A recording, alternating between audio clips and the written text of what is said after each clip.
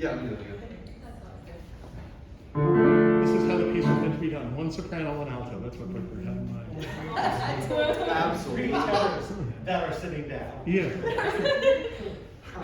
I can't imagine a more perfect scenario.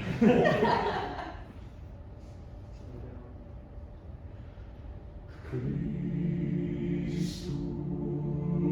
Factus est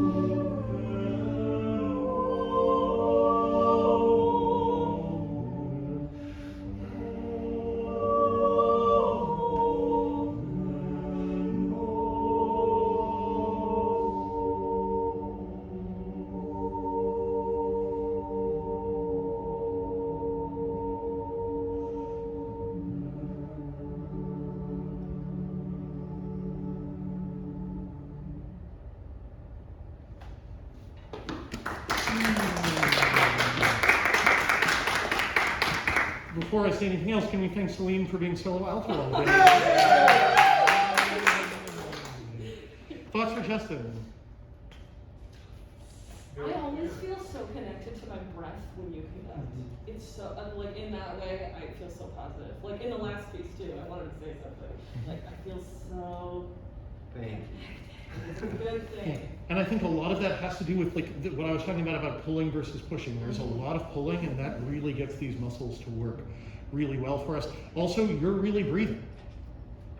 And there's a difference between breathing like I'm staying alive breathing, but I do think conductors should take the same kinds of breaths as if we were singing the piece. Because again, the whole mirror neuron thing, and those are two things that work really well for you. Yeah, other thoughts? Yeah. I agree with like feeling very connected to the breath and feeling very supported. There's a lot of mouth noise happening that can be kind of distracting for me as a singer, and I just don't know.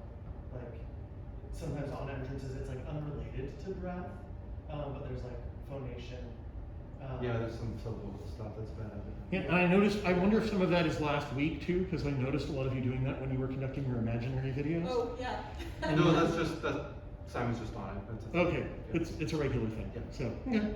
Yeah, and I agree with you. That is probably something we want to eliminate. So, that being said, I know plenty of great conductors who do it, but I do think like it's also an indication that like you're doing something you're not supposed to be doing. So, yeah, and probably out of a desire to help us. So. I felt like you're really clear on changing the affect from different section. Like, I felt like there wasn't something I had to try out. Yes, it was just like on your face. Yeah. And you delivered the subito piano to us in measure 41, like 3 beats away. Wait, which one? Measure 41. So I have a question about that because I marked to take a breath there, and I tried to give a breath, and there was no breath, and I don't know if I just didn't conduct it well or. I can watch the tape I with you and agree look. there. What was that? I agree there with you. I remember thinking about that. Okay, just checking. Yeah, and I think that's certainly one way to do it. Quod est super. Yeah, and just cut everybody off on beat 4 and bring it. Yeah, that is totally an option on how to do it. But you delivered the subito piano like several beats late, and we sang super loud on the downbeat of 41 because you were still conducting super loud. Yeah. So just be careful of that. And then again, trying to get a contrast on that mezzo forte bass entrance. That's a lot of one that a lot of us don't like to do. And I don't know, like again, this might be a thing. Just as I have this piece in my mind's ear, I think a lot of recordings don't do that either. Like don't come back up, like that section stays solid. I think maybe it's more of an oh crap, I remembered after they come instead of being Yeah. done. But, you know, scary moment for the bassist to do it. I think your next step, just because you've talked about it in your video too, there's still a lot of extraneous stuff going on here and like breaking your knees.